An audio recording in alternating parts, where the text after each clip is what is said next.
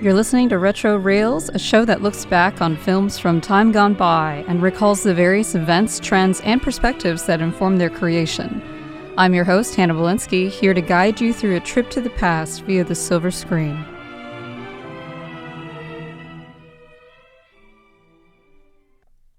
So far, I've watched Chinese director Zhang Yimou's first couple of big films, the ones that made him an international name. The 1987 film Red Sorghum and the 1991 film Raise the Red Lantern.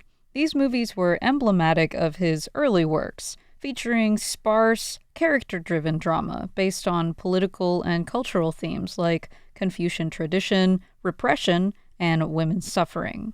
Always shot with his super clean, neatly composed cinematography that is characterized by symbolic use of color, scenery, and symmetry.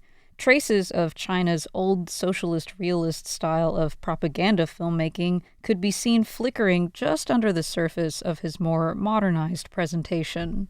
But sometime in the early 2000s, Zhang clearly pivoted away from this more art house aesthetic and toward the blockbuster with a budget size that you can see from outer space. His first offering in this style was the 2002 wuxia drama film Hero, which saw him collaborate with some of the Chinese-speaking world's biggest stars, among them Jet Li, Tony Leung, Maggie Cheung, and Zhang Ziyi, as well as Australian cinematographer Christopher Doyle, who has worked on Chinese-language films for directors Edward Yang, Wong Kar-wai, and many more. He was very much in the big leagues now, and the film was the most expensive production in China at the time, although that did pay off, considering it also ended up being one of the highest-grossing movies in the country to date.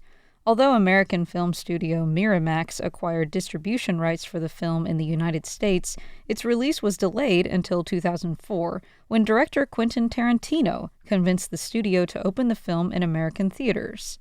Tarantino really has a thing for martial arts films, doesn't he? I increasingly feel like my covering him on the program one day is inevitable. Let's hope it doesn't come to that, though.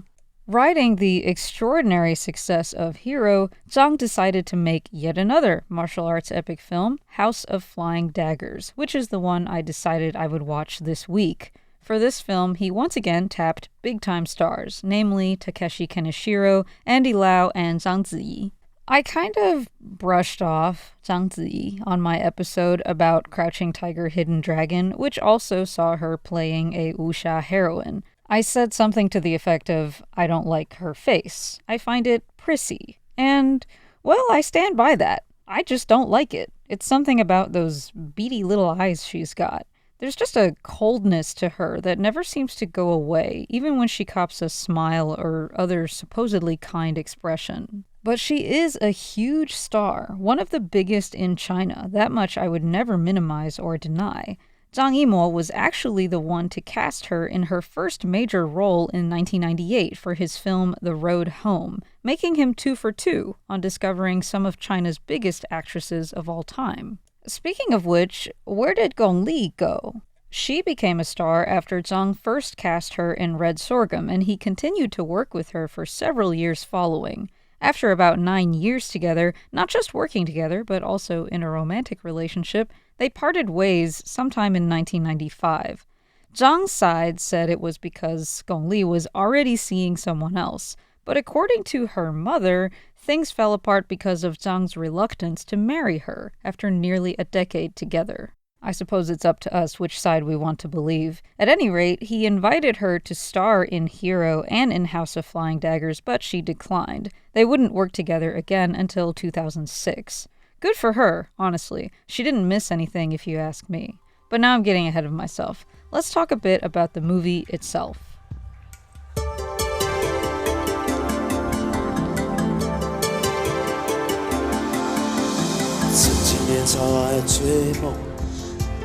一生只想往前飞，行遍千山和万水，一路走来不能回。蓦然回首，情已远，身不由己在天边，才明白爱恨情仇，最伤最痛是后悔。如果你不曾心碎，你不会懂得我伤悲。当我眼中有泪，别问我是为谁，就让我忘了这一切。啊哈，给我一杯忘情水，我一夜不流泪。所有真心真意，任它雨打风吹，付出的爱收不回。啊哈，给我一杯忘情水，换我一生不伤悲。就算我会喝醉，就算我会心碎，不会看见我流泪。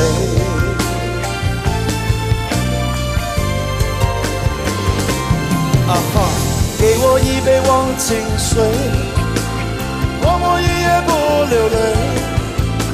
所有真心真意，任它雨打风吹，付出的爱收不回。啊哈，给我一杯忘情水，换我一生不伤悲。就算我会喝醉，就算我会心碎，不会看见我流泪。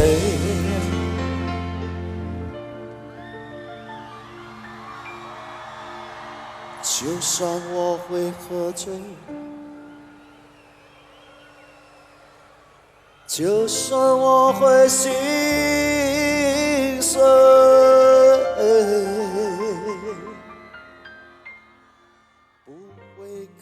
House of Flying Daggers is set in China during the late Tang Dynasty. The empire is collapsing under corruption, and rebel groups have risen to challenge the ruling government.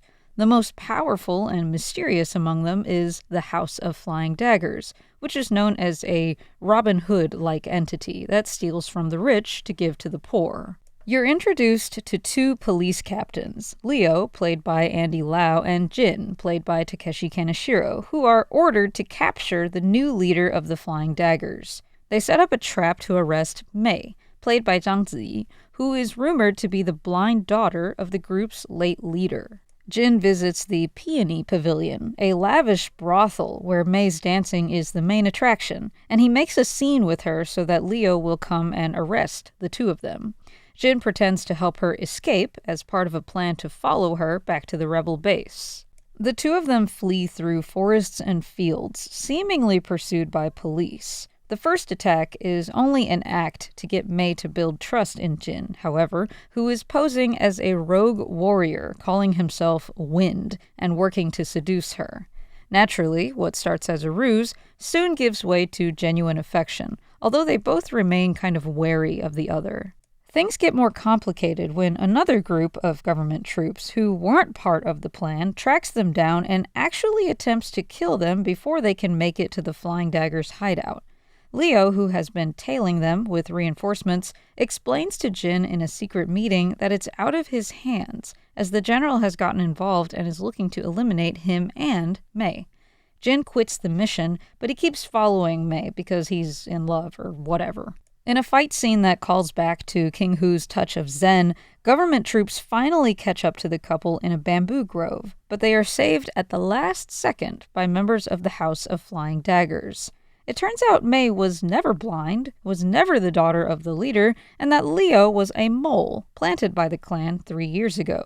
The whole capture and escape rigmarole were part of a trap to mislead the authorities. Furthermore, Leo and Mei were once betrothed, but they haven't been able to see or contact each other since Leo was assigned to work undercover. The final scene sees Mei attempt to abandon her post at the House of Flying Daggers to be with Jin, only to be ambushed and critically wounded by Leo. Jin and Leo fight, with Leo barely gaining the upper hand. He appears to ready himself to deal a finishing blow, anticipating that he will be intercepted and die by Mei's blade. But Mei ends up sacrificing herself in an attempt to save Jin. In the end, she dies, and the two men survive. The movie is more or less focused on this love triangle from beginning to end, although you don't know the true nature of it until over halfway through the film. I will say that Zhang Yimou is a pretty convincing blind chick. I guess those beady little eyes lend themselves well to that kind of play acting. I really think Andy Lau was the one to watch in this one, though. He plays a great jilted lover and a good cop or cop-adjacent character. Takeshi Kaneshiro, for that matter, was cast just as well as the frivolous, smirking playboy type. He has the look of a guy you can't take seriously. You want to, because he's so attractive, but you know you can't. The whole film rides on the charisma of these three actors and their chemistry, which is, I think, pretty hit and miss on the whole.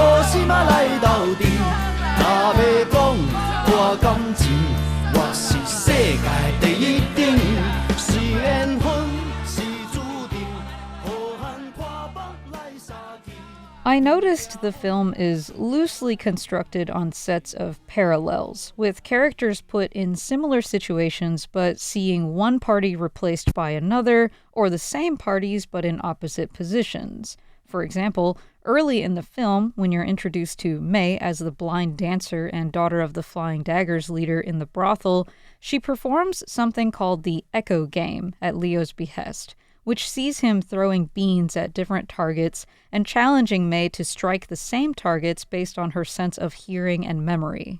Later in the movie, when you learn they are actually members of the same clan and had known each other for years, Mei leads an echo game with a blindfolded Leo in the bamboo grove, who demonstrates his keen ability to throw daggers based on the sound of seeds pinging off bamboo stalks, his mastery of the signature move of the Flying Daggers. The scene of Jin's fake assault on Mei, which he did as part of his undercover work at the brothel, is later paralleled by Leo's earnest attempt to take her against her will.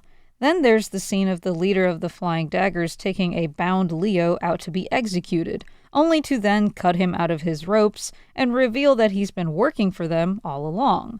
A similar scene repeats later, with Mei leading Jin out to execute him, only to defy her orders and cut him out of his ropes in the same way, setting him free. I could go on, but you get the idea. I guess it's meant to resituate the viewer's understanding of the characters after you've been provided new information about them and about the truth about their allegiances and their relationships and so on and so forth. But I don't think this really achieves the intended effect. And instead, it just feels strangely repetitive, like you're having deja vu, or like they're shooting the same scenes over and over, almost by accident. And I think that's because the story is just so weak and meandering from start to finish. The film fails to give you a meaty narrative that you can follow and feel particularly invested in or captured by, such that when the twist finally comes, it's not even that effective. You kind of just end up squinting at the screen and going, huh? Oh, okay. And I'm not necessarily anti-epic romance, but the love story feels very Romeo and Juliet in the sense that if one or both parties hadn't died at the end, realistically, it wouldn't have worked out. Like, they probably would have just broken up after a while anyway. I'm inclined to take Leo's side because it is absurd that your girl is ready to throw out your years-long relationship with her just for some guy she's become infatuated with over the course of 3 days. I mean, I wouldn't have killed her over it, but, you know. Overall, I have to say, I'm kind of disappointed with the direction Zhang Yimou ended up taking his career as a director. I guess I can understand that he just wanted to make the big bucks instead of do it the hard way and make movies that are thoughtful or challenging. But to go from something like Raise the Red Lantern, which hit upon some worthwhile themes in a way that was not just visually cohesive but also emotionally affecting, to House of Flying Daggers, a masterclass in what happens to a movie when you lean so heavily into style over substance that everything else about it disappears. It's just really boring to me, really lame, when what I crave from Chinese directors is something that is critical and daring and pushes boundaries, and basically that could potentially get them censored or otherwise in some kind of trouble with the state. I think that's what art is for, especially in an oppressive environment. You should have the guts to be that voice that emerges from the dark. And something that I took issue with even before he went down the flashy blockbuster path is the way he consistently hid behind period pieces. It's awfully convenient, isn't it? You go far enough back in Chinese history to dole out your political critique, and the sheer distance of those decades or even centuries keeps you nice and insulated from the consequences that may come from saying something too relevant to the here and now, something too true, too thought-provoking. But maybe it's just too much to ask of the fifth-generation directors. To find the kind of Chinese film I'm looking for, I probably have to look elsewhere, have to go underground. In any case, I've had quite enough of what Zhang has got to peddle to me, and yes, I am bitter that this time I didn't even get the consolation of seeing Gong Li.